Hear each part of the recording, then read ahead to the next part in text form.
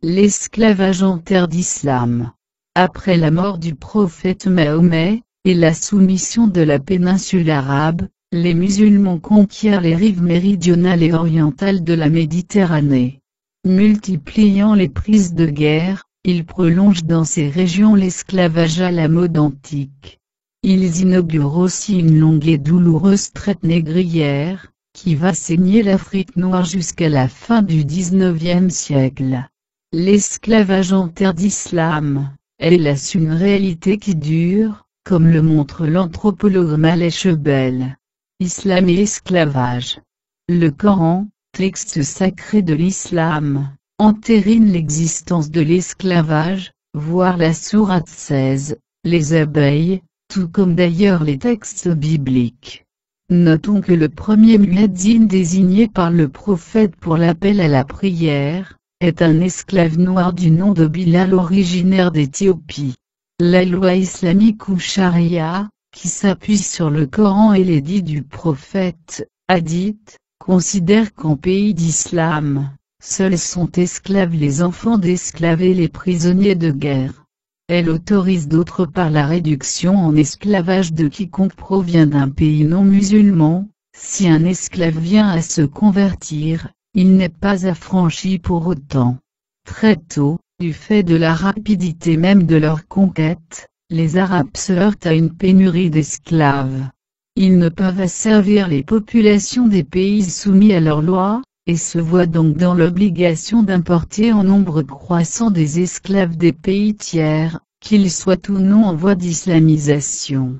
Comme les chrétiens du Haut Moyen-Âge, ils s'abstiennent de réduire en esclavage leur corps religionnaire, mais cette règle souffre de nombreuses transgressions, et l'on ne rechigne pas à asservir des musulmans, notamment noirs, au prétexte que leur conversion est récente.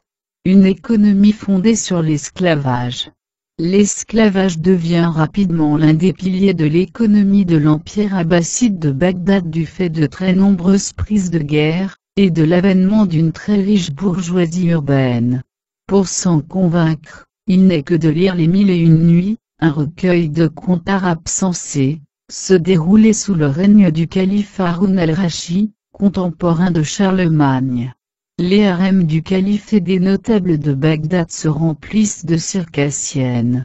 Il s'agit de femmes originaires du Caucase, et réputées pour leur beauté. Ces belles esclaves ont continué jusqu'au XXe siècle d'alimenter les harems orientaux en concurrence avec les beautés noires originaires d'Éthiopie.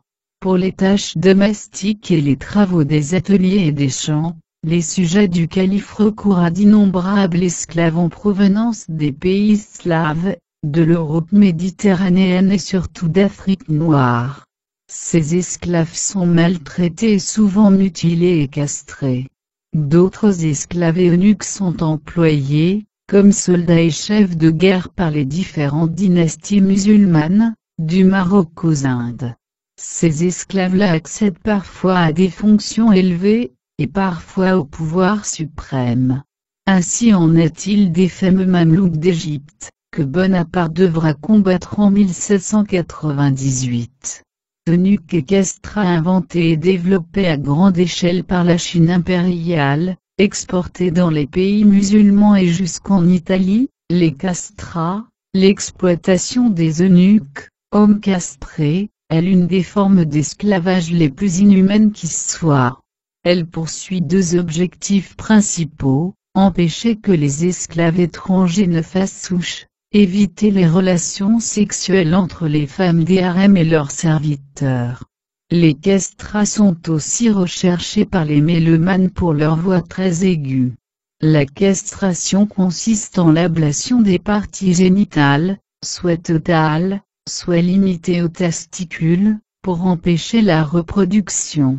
Elle est le plus souvent pratiquée à la préadolescence, et se solde par une mortalité effroyable. Les esclaves mâles originaires d'Afrique noire, sont généralement castrés en Égypte par des moines coptes pour le compte des trafiquants musulmans. À l'époque carolingienne, les captifs slaves destinés aux marchés orientaux, sont quant à eux castrés à Verdun, Principal marché d'étape de ce trafic. Esclaves blancs en terre d'islam. Dans les premiers temps de l'islam, les notables de Bagdad s'approvisionnent en esclaves blancs auprès des tribus guerrières du Caucase, mais aussi auprès des marchands vénitiens, qui leur vendent des prisonniers en provenance des pays slaves, encore païens. À la fin du Moyen Âge, comme le vivier slave s'épuise du fait de la christianisation de l'Europe orientale, les musulmans se tournent vers les pirates qui écument la Méditerranée. Ces derniers effectuent des razzias sur les villages côtiers des rivages européens, y compris même dans l'océan Atlantique jusqu'aux limites du cercle polaire. En 1627, des barbaresques algérois lancent un raid sur l'Islande, et en ramènent 400 captifs. Le souvenir des combats livrés par les habitants à ces pirates perdure dans la tête de prisonniers noirs qui sert d'emblème à la Corse. On évalue à plus d'1 million le nombre d'habitants enlevés en Europe occidentale entre le XVIe et le XVIIIe siècle, au temps de François Ier, Louis XIV et Louis XV. Ces esclaves, surtout des hommes, sont exploités de la pire des façons dans les orangeries, les carrières de pierre, les galères ou encore les chantiers d'Afrique du Nord.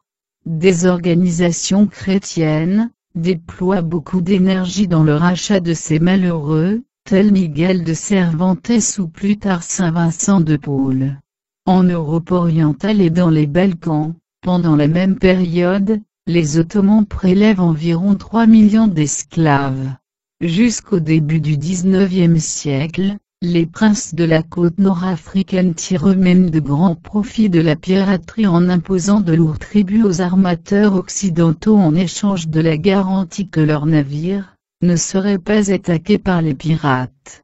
En 1805, le président américain Thomas Jefferson lance une expédition navale contre le Dey de Tripoli, en Libye, pour l'obliger à renoncer à ce racket. Le Dey d'Alger le poursuivra quant à lui jusqu'à la conquête française en 1830. Esclaves noirs en terre d'islam. Si la traite des esclaves blancs a rapidement buté sur la résistance des Européens, il n'en a pas été de même du trafic d'esclaves noirs en provenance du continent africain.